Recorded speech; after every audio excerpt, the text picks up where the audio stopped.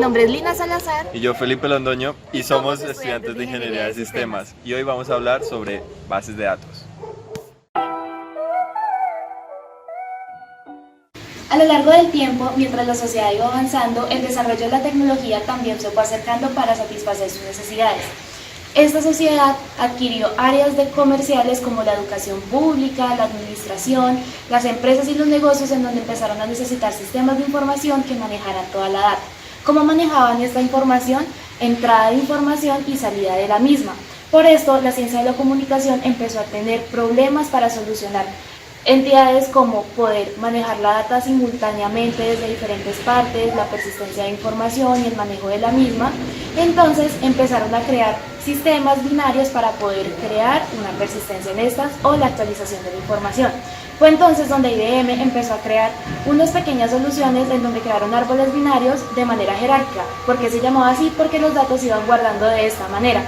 Después, otro avance que hubo fue poder crear esta información mediante relaciones de estos datos, pero también se parecía mucho a la jerárquica. Y finalmente, en 1970, fue donde se empezaron a crear las bases de datos relacionales y se crearon las tablas donde los datos se relacionaban entre sí.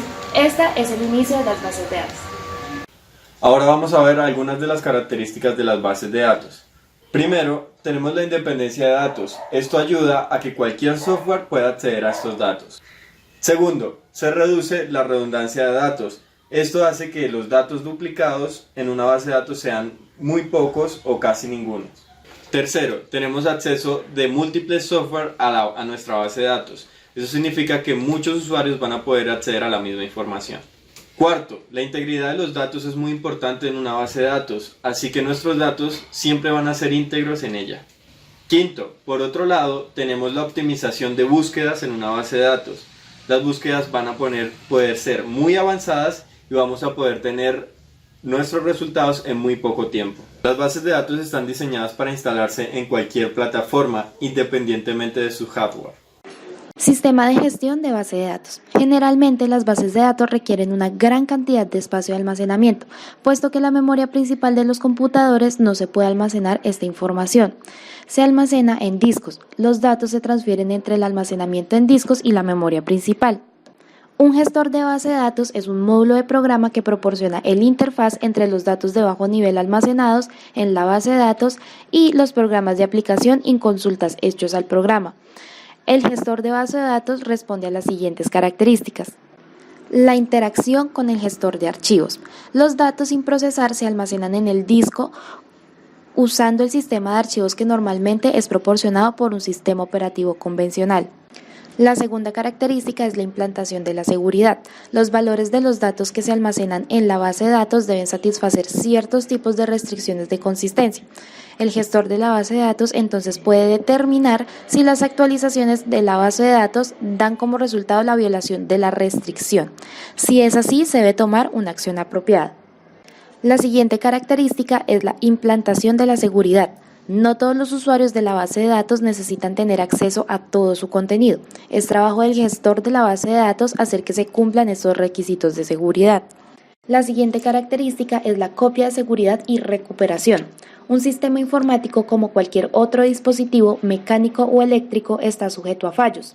Las causas de los fallos incluyen rotura de disco, problemas del suministro de energía y errores de software. En cada uno de estos casos se pierde la información referente a la base de datos. Es responsabilidad del gestor de la base de datos detectar tales fallos y restaurar la base de datos al estado en que existía antes de ocurrir el fallo. Y por último tenemos el control de concurrencia. Cuando varios usuarios actualizan la base de datos concurrentemente, es posible que no se conserve la consistencia de los datos. Controlar la interacción entre los usuarios concurrentes es otra responsabilidad del gestor de la base de datos. Actores de la base de datos. Estos son los diferentes roles que interactúan de una u otra manera con las bases de datos según su responsabilidad. Estos pueden ser categorizados de la siguiente manera.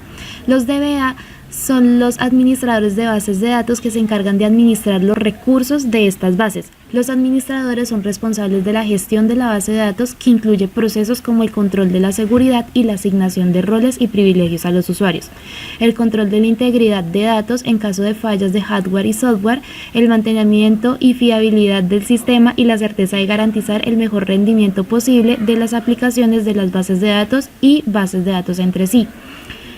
El siguiente rol es el diseñador de base de datos, que en general existen dos tipos de diseñadores: el diseñador lógico y el diseñador físico. El diseñador lógico se encarga de identificar los objetos de la base de datos, como las entidades y sus atributos, las relaciones entre estas y las restricciones que operan sobre los datos. El diseñador físico es el encargado de materializar físicamente el diseño lógico de la base de datos, utilizando las estructuras más adecuadas según el motor de base de datos que se utilice.